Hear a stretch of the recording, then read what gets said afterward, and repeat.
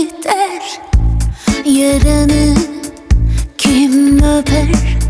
Zamanın kış ise yazını kim çeker?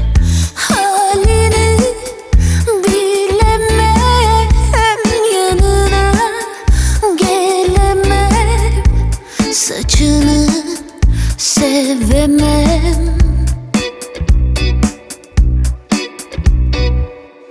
Az gibi, buz gibi, acıyan iz gibi, ateşin yanına sönmeyen köz gibi.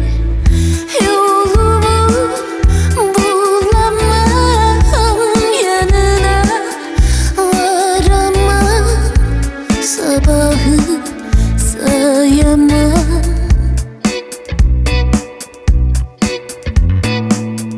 Olur ki bir akşam güzeldir her zaman, yanına bir insan koy derim, sev derim, gül derim, sev derim.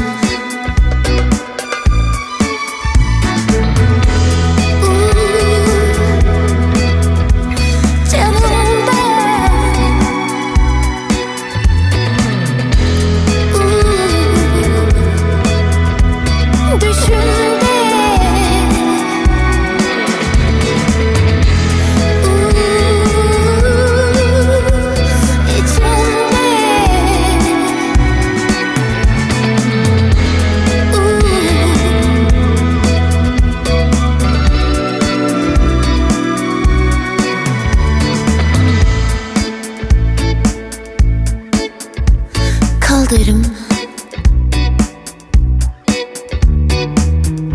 Olur ki bir akşam güzeldir her zaman, yanına bir insan